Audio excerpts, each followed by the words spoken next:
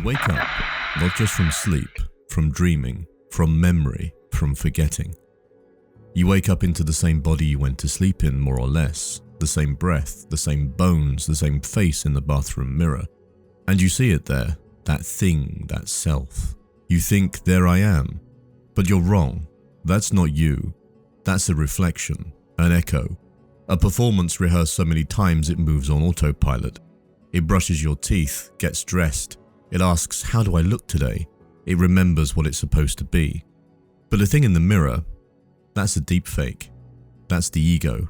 Not a villain, not some dark Freudian puppet master, not your bad side. No, the ego is much worse. It's the hero of your story. It's the narrator that won't shut up. The mask that never admits it's a mask.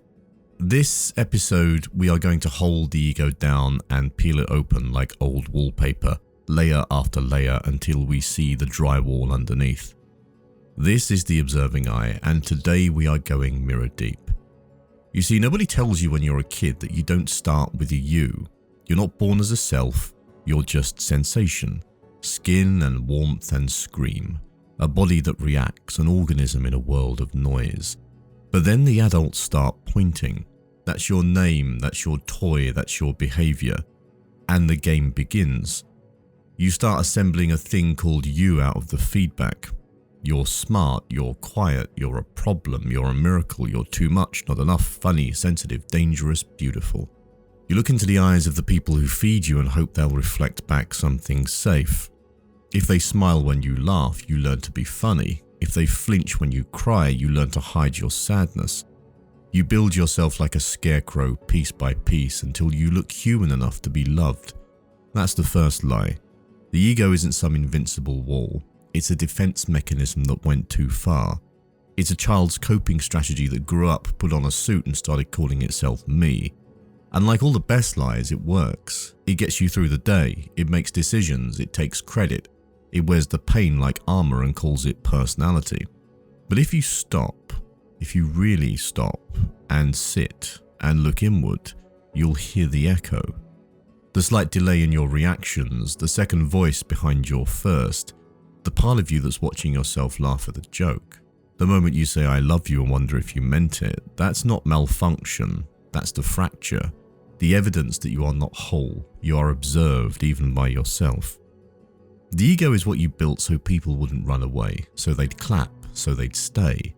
But over time, the mask melted onto the skin, and now you can't tell where the act ends and the actor begins. We want so badly to believe there's something true at the center, some untouched sacred kernel of I am, a pure self, an authentic voice, but what if there isn't? What if every version of you is just a response, a reflection? We fall into our own narratives, we perform, we rehearse, we say things like that's just who I am. But who told you that? Who gave you that script? Your ego was built in response to the weather of childhood, to the storms, the sun, the unpredictable seasons of being seen or ignored. It's a creature built out of fear and hope and contradiction. It's fragile, but it's clever. And once it learns that playing you earns love, or at least safety, it gets better at it, sharper, more convincing, more nuanced. And eventually you forget it's a role, you think it's you, but it's not. It's a deepfake. A seamless animation built out of trauma, longing, memory, habit, and performance. It moves like you, it talks like you, but it isn't you. And here's where it gets even more fun. The ego isn't just a passive lie, it fights for its own survival. When you meditate, when you try to watch your thoughts, when you break a pattern, there it is. The whisper, that snide internal commentary. This is stupid, this won't work, that's not really you. The ego doesn't want to be unmasked, because underneath the mask, there's nothing it can sell. There's no identity left, just being. And being is unbearable for the ego. Because being doesn't get applause, it doesn't win arguments, it doesn't know its own name. Being just is. But that's where we're going today, past the voice and past the performance. Past that safe little narrative that says you're a person with opinions and dreams and a Spotify playlist that perfectly expresses your essence. We are going to unravel the ego like a bad story. We're going to hold Narcissus underwater and see what floats to the top. We'll drag Lacan's mirror into the middle of the room and smash it into 1,000 silent truths. We'll talk about the false self, the inner actor, the subtle ways we abandon our authenticity every time we say what we think we should feel. This is not a comfortable episode, I mean how many of these are, but it is a necessary one. If you've ever wondered why sometimes you feel like you're watching your own life happen from behind your eyes, if you've ever caught yourself lying to someone about how you're feeling and believed it, if you've ever looked in the mirror and thought, I don't know who that is anymore, then you, my friend, are ready. Because the ego isn't evil. It's just scared. It's just trying to keep you alive. It's just forgotten that you were never meant to be a performance, you were meant to be a presence. Let's begin. 835.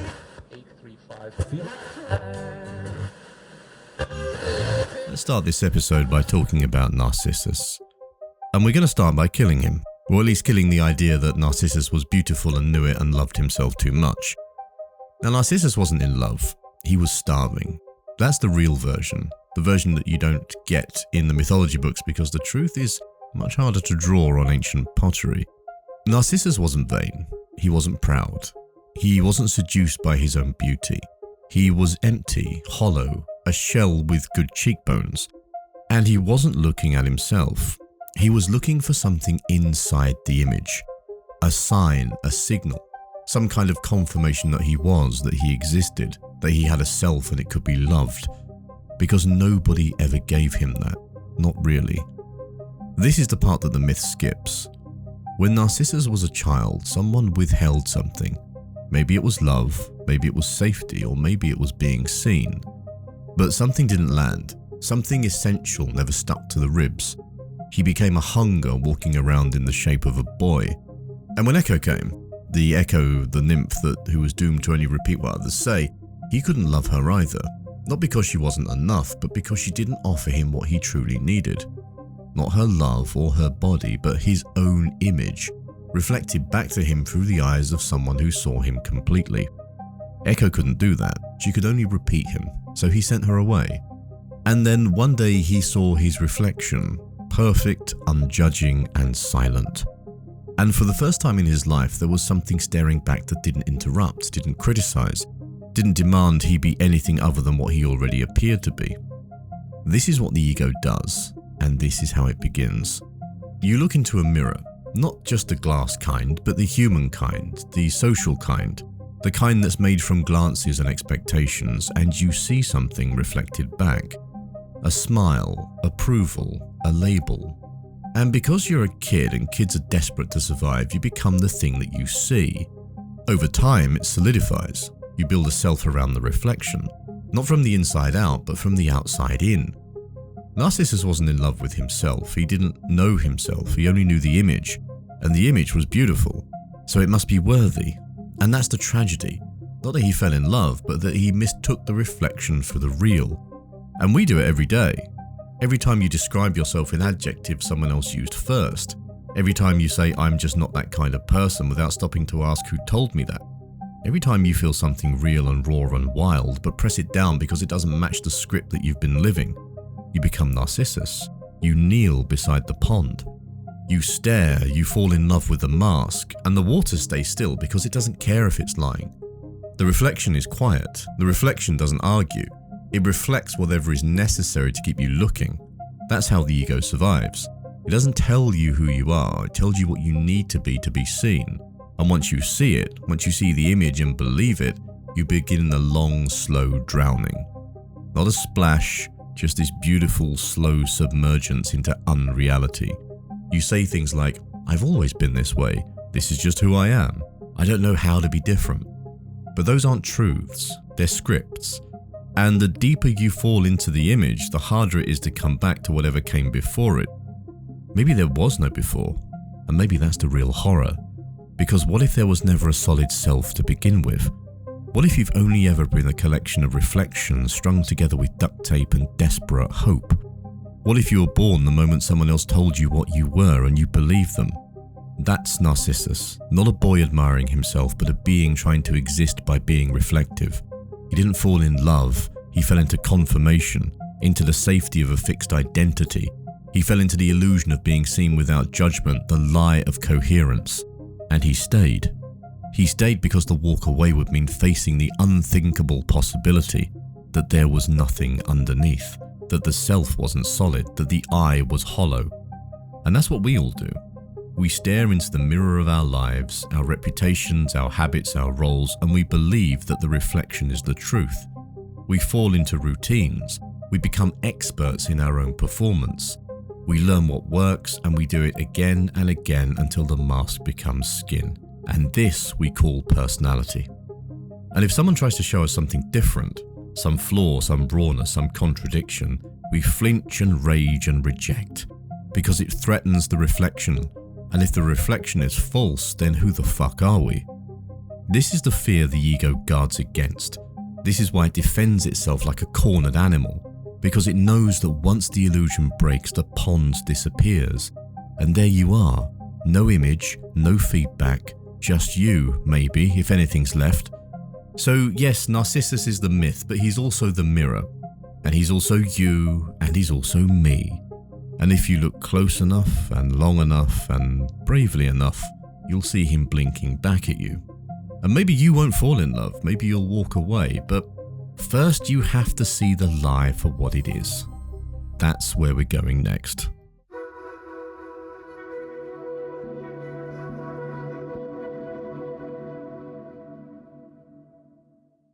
Let's talk about the first time you ever saw yourself.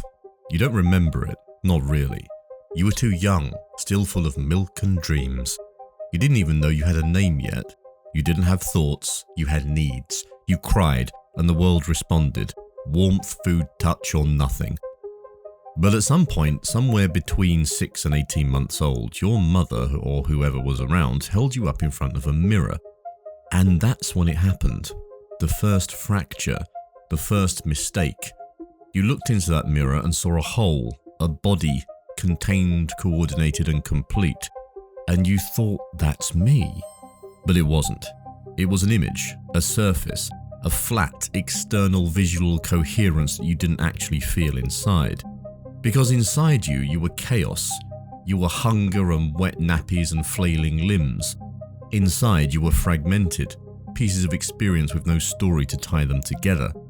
But that image in the mirror, that thing looked like it had its shit together. And so you reached toward it.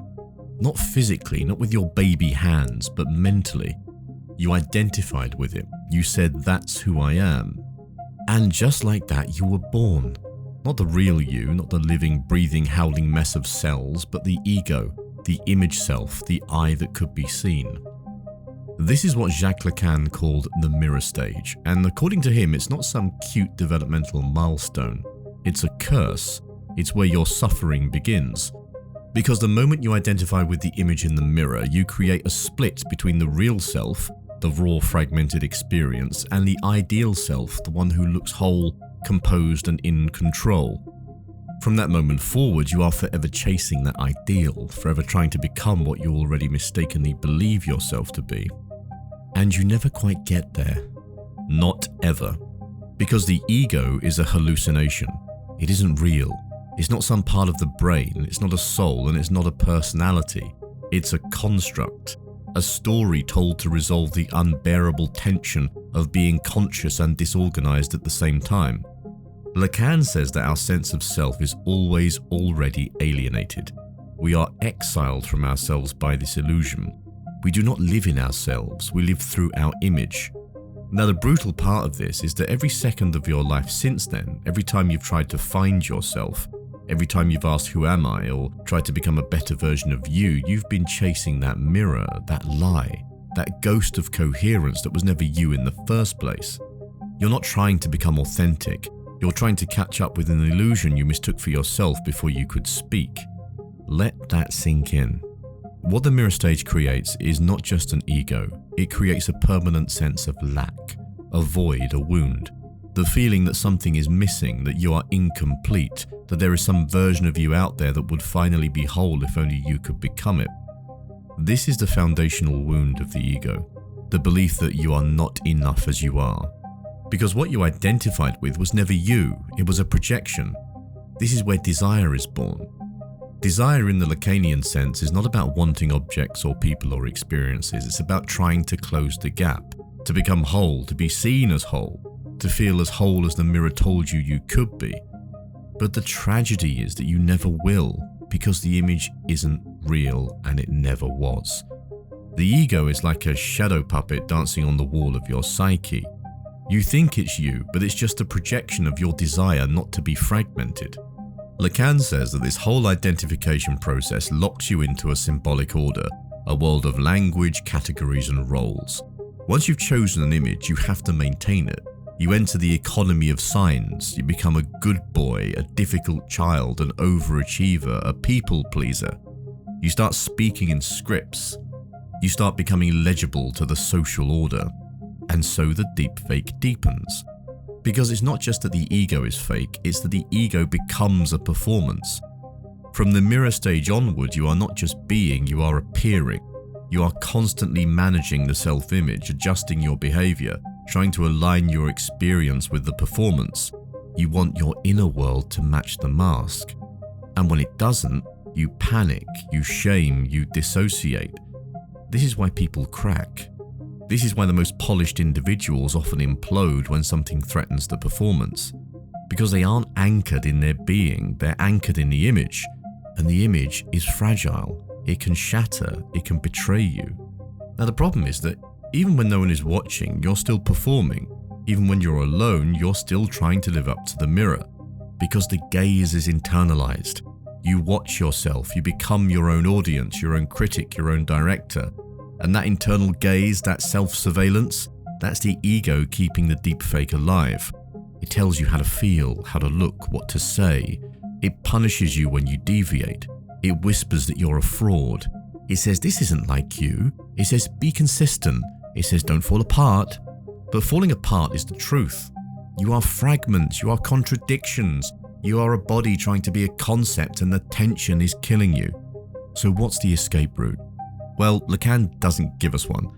He's not a guru and he doesn't try to hand us 10 steps to authenticity because there are no steps. There's no real self waiting behind the curtain. There's just the awareness that the ego is a construction and the willingness to stop pretending it's not. And that awareness, that's the beginning of freedom. Not the kind of freedom where you finally become perfect, but the kind where you stop needing to. The kind where you can let the image wobble, let it fracture, let the mask slip and just sit in the crack. Because in that crack, in that space where the image fails, something else begins to breathe. Not the ego, not the story, but the raw, chaotic being. Maybe even the real. But don't call it that. Don't turn it into another mirror, don't name it. Just let it be. Because the moment you name it, the ego wakes up again. It says, that's who I am. And the deepfake loads, and the performance resumes. So maybe the trick is not to kill the ego, or to transcend it, but to see it. To notice when it's speaking, to hear the echo and choose silence instead. That's the curse of Lacan, and maybe the gift. You are not your image, you never were. But now you know. And knowing, even when it's painful, is the first real thing you've felt in a long time.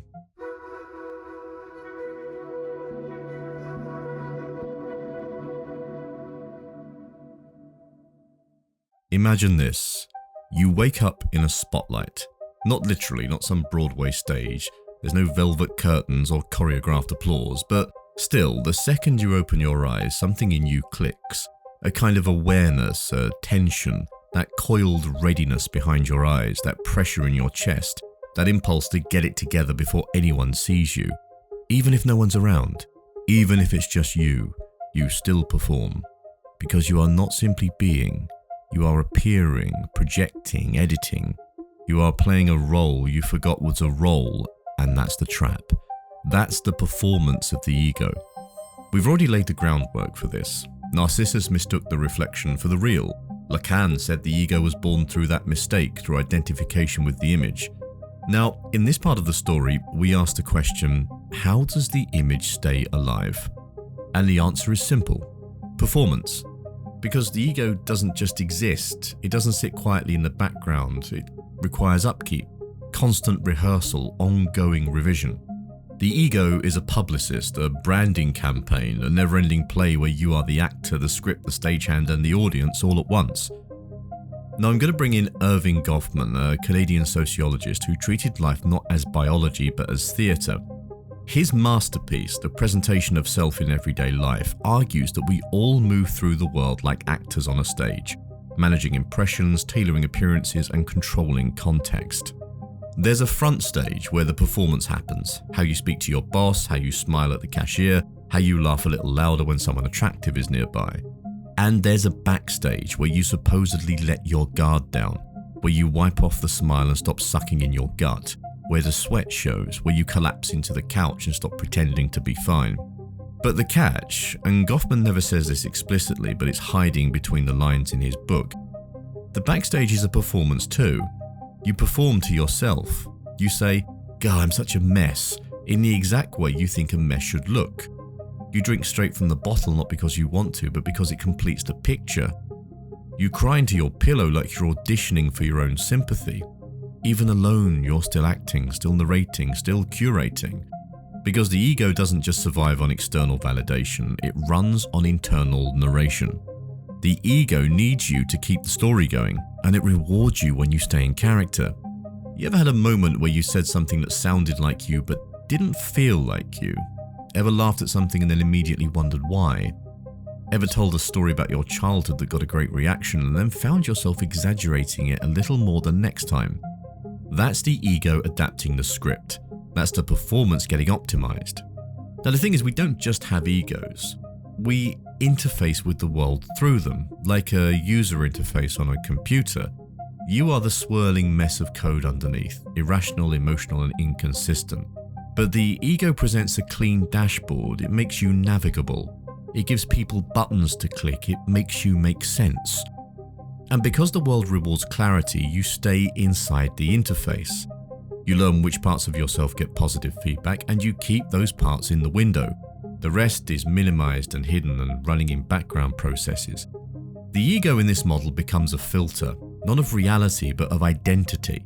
And over time, what's filtered out doesn't feel like you anymore. You perform confidence until your insecurity feels alien. You perform detachment until your longing becomes shameful. You perform intelligence until your confusion becomes failure. The trap gets deeper because you can't stop. To stop would be to risk contradiction, to risk embarrassment, to risk being seen as incoherent. And coherence is the ego's drug of choice. The ego wants you to be legible, understandable, predictable. So you keep showing up as the you people expect, even when that version of you is exhausted, even when it's a lie. You say, "I'm not the kind of person who ... But what if you are? What if you've just trained yourself not to be? This is where the ego becomes a trap of identity. Not because you're stuck being someone you're not, but because you don't even know who that is anymore. You've rehearsed your lines so well, you forgot what silence sounds like. And when someone sees through the mask, really sees you raw and unrehearsed, it feels like death. Not metaphorical. Ego death feels like actual death because that mask, it was your only protection. It was your only proof that you existed. Now, the great human paradox is that we crave authenticity, but we fear it even more. Because to be authentic is to risk not being loved, to be rejected as yourself rather than as the role. The ego says, better to be loved as a lie than abandoned as the truth, and so you keep playing the part. You keep performing. Now, this shows up everywhere. In relationships where you only reveal the parts of yourself you think are acceptable. In careers where you mold your passions into marketable skills. In friendships where you censor your darkness to maintain harmony. And maybe the most insidious, you perform growth. You start reading books, practicing mindfulness, going to therapy, but even then the ego sneaks in. It turns healing into branding, vulnerability into theatre. You become the person who talks about shadow work more than you actually do it. Even your authenticity becomes a costume. Because the ego doesn't care if it's being kind or cruel as long as it's being consistent. So how do you escape? Well, you don't. Thing is, the ego isn't a villain. It's not something to be killed. It's a survival mechanism, a tool, an interface. The problem isn't that it exists. The problem is that you think it's you. So Maybe freedom doesn't come from breaking the mask. Maybe it comes from knowing that you're wearing one. Maybe it comes from noticing the performance in real time, from catching yourself mid-sentence and thinking, wait, who am I performing for right now? Whose approval am I chasing? What part of me am I editing out? That awareness, that's not the ego talking. That's something older, something deeper, something that doesn't care if it makes sense, that can sit in contradiction without exploding. That's being. And it's terrifying because there are no scripts down there, no applause and no punchlines. Just silence, breath, and the moment. But that's where the real you lives. Not the actor or the interface or the mask. Just the witness, the watcher, the one who knows this is all a performance and chooses, maybe for once, not to speak.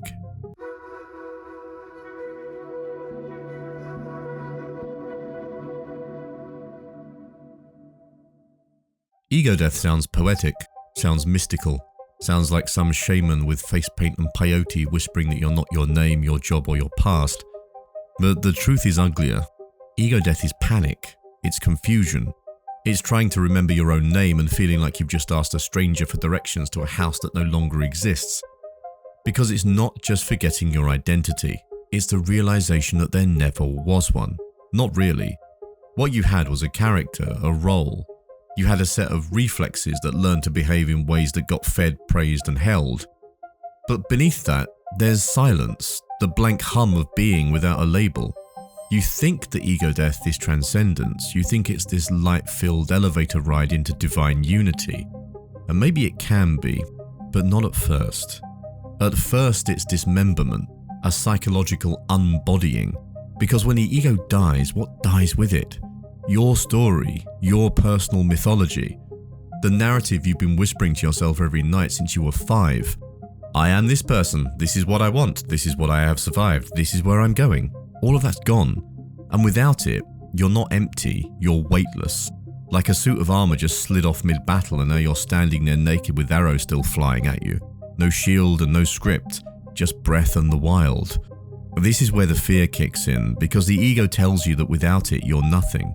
That without your patterns you won't survive, that you'll become mute, lost and forgotten, that people will see the real you and recoil. So when the ego starts to slip, when the performance falters, when that mask begins to itch and melt and curl, you cling and you grasp and you try to reboot the program. You try to say, no, I'm still me. Look, I still know how to smile, I still have opinions, I still know what I like for breakfast. But the script's gone cold. Every word you speak feels like it belongs to someone else. This isn't surrender, this is freefall. And this is the part where most people back away. They go back to the performance, reach for the mask. They'd rather be someone than risk being no one.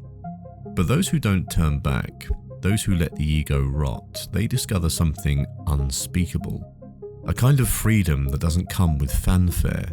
Not joy, not bliss, not even clarity. Just spaciousness. Just a quiet absence of everything they thought they were. And inside that quiet, something begins to move. Not a voice or a thought or a self.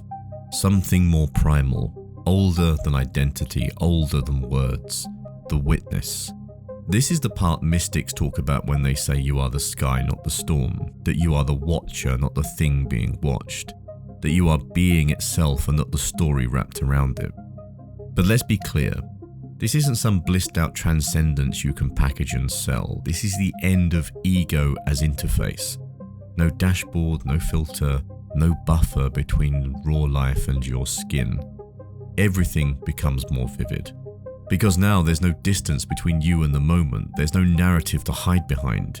You eat and you're aware of chewing. You speak and you hear yourself from the inside. You cry and there's no audience to pity you.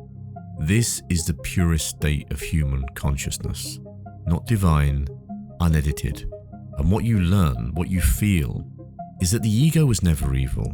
It was just trying to help. It was armor, training wheels, a narrator to keep the chaos from unraveling you.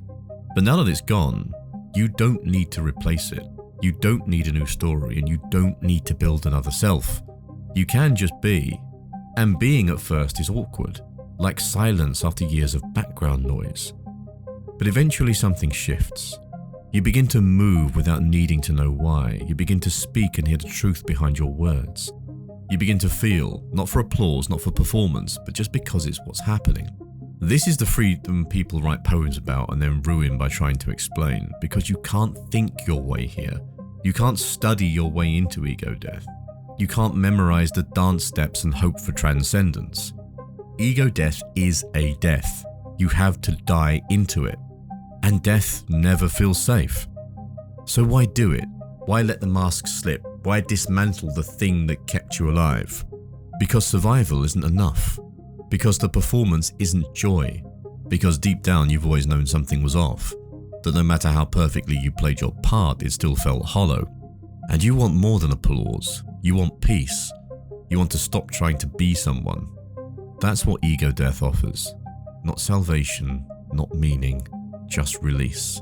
The quiet permission to stop pretending. To sit in the empty space where you used to be and watch the world happen. You breathe and you're breathing. You feel and you're feeling. No labels, no character, no performance, just this. And eventually the world doesn't feel so threatening, because there's no longer a you it can harm. No identity to defend, no story to protect. And paradoxically, this makes you more human, more compassionate, more present. Because when you're not defending a false self, you can finally see others, not their performances, but the trembling, aching being underneath, just like you. And in that gaze, maybe for the first time, you love. Not performatively, not romantically, but purely. Because there's no ego left to demand love in return. Just being, just breath, just now.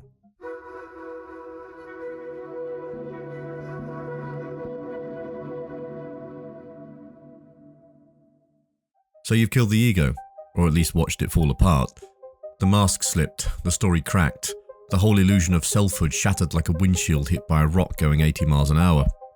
You felt the silence behind your name, you felt the absence of performance. You were no one, and it felt like dying. But it also felt like freedom. So why now does it start to come back? Why do you find yourself saying, I am again?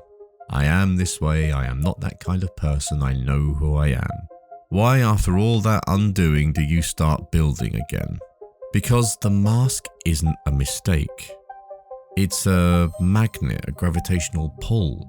It's human. You see, after ego death, there's a moment, maybe it lasts minutes, maybe months, when you live without identity. You don't need to be liked, you don't need to explain yourself or narrate your feelings or perform your history. You just are, simple, silent, present. But then, almost without noticing, the pull returns, the old lines, the familiar habits. The voice in your head says, I need a plan. I should start journaling again. I need to figure out who I really am.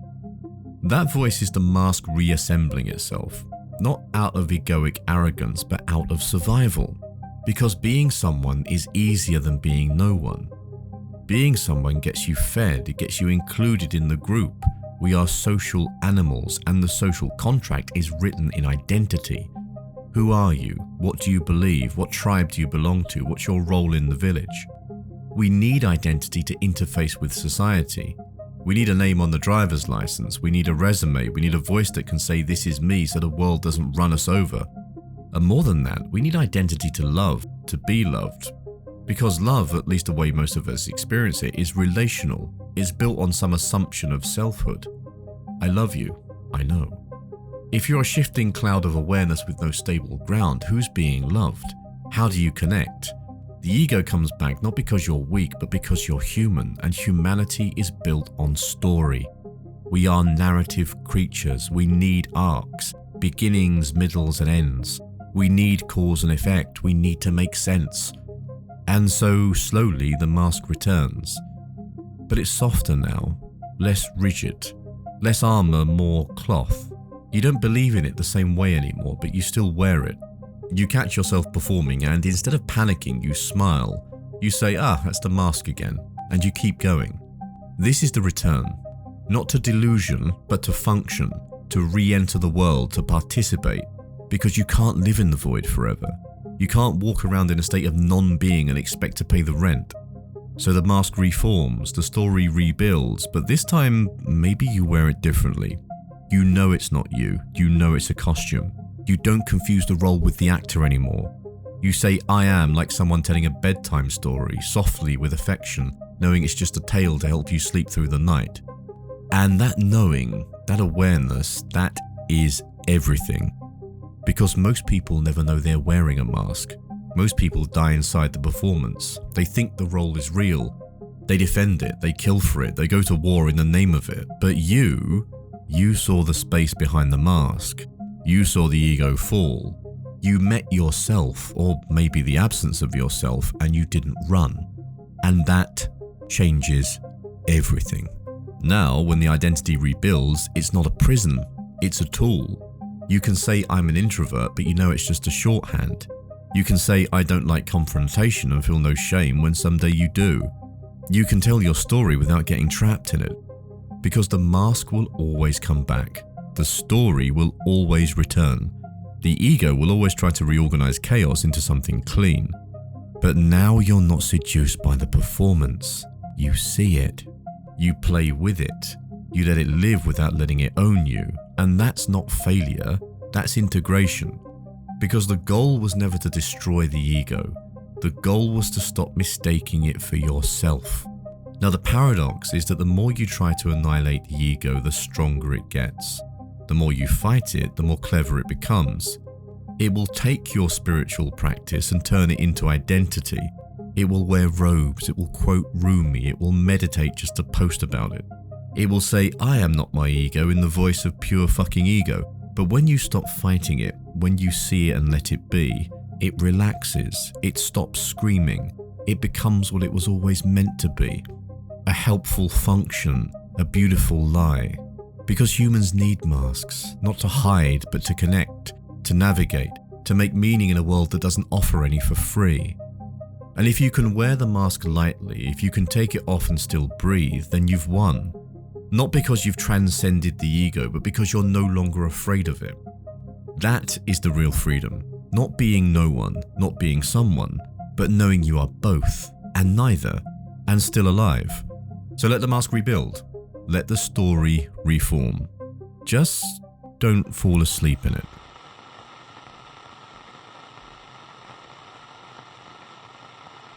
So where are we now? We began in the mirror, the moment before memory, before narrative. The first time you caught your own reflection and mistook the surface for the self.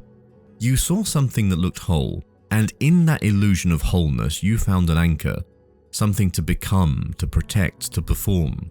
You fell in love with the image, like Narcissus, not out of vanity, but out of hunger. Then we walked through the glass. We cracked open Lacan's mirror stage and found that the ego, the I that narrates your life, isn't truth. It's a coping mechanism, a symbol. An interface you built as a child so you wouldn't shatter under the weight of fragmentation. The tragedy is that you believed it. You became the mask. You forgot it was ever a costume. From there, we tore back the curtain like the Wizard of Oz with Gothman's performance theory. We saw that even your most authentic moments are curated, rehearsed, filtered through 1,000 micro-calibrations of how you want to be seen, even by yourself. And it's fucking exhausting. We trace that exhaustion into collapse, into ego death, that terrifying blissful rupture where the story dissolves, the character vanishes, and there's nothing left but breath and the raw, unscripted moment. For a second, or maybe longer, you were no one, and it was enough. But then we watched the mask come back, the story reform, the identity reassemble. Not because you failed, not because you weren't spiritual enough, but because that's what humans do. We are myth-making creatures. We crave coherence, connection. And connection often requires a face, a name, and a role. So the ego comes back. But this time, maybe it's softer. Maybe you don't believe in it the same way anymore. Maybe now you can wear your mask lightly and take it off when you need to. That's the real work. Not annihilation, not transcendence, but integration. The awareness that you are not your mask, but you might still need to wear one. Just not all the time. That's what we've explored in this episode. The deep fake called ego, the mirror that lies, the performance that consumes, the collapse that frees, and the gentle return that doesn't erase the truth but learns to live beside it. You're not your reflection, you're not your reputation. You're not your thoughts, your voice, your memories, your job, your wounds, your victories, or your favourite song from high school. You are not your story, but you can still tell it. You're not your name, but you can still answer to it. You're not your ego, but you don't have to destroy it either. All you have to do, all you've ever had to do, is see it. See the mask, see the mirror, see the performance, and choose moment by moment whether to play the role or just be. Thank you for joining me on this little philosophical expedition today. You know that I deeply appreciate your presence and your attention. And if you found anything in this episode useful, or you think that someone else might find it interesting as well, then please feel free to like, share, and subscribe to the podcast. Here comes that hideous marketing bullshit, because we have to do this, unfortunately. But we are on social media, as much as I loathe those platforms. You can find us on Instagram, on X, and on TikTok with the handle @TheObservingEye. We're on YouTube, where you can go and watch our videos, which is youtube.com/@TheObservingEye. And we've also got a beautiful website on Substack, which is theobservingeye.com. So all of those platforms, you can go and chat to us and engage and comment and all of the usual things that you can do with these social spaces. I've also got an email, which I'm not entirely sure is a good idea, but you can email me at david@theobservingeye.com with your questions or suggestions or anything you want to get off your chest about philosophy. Not therapy, I can't be your therapist, but I'm happy to field philosophical questions and existential horrors. That's all good. And I'll try to get back to you as soon as I can, which is normally within a day or so. Thanks everybody, take care, much love, and I'll catch you soon.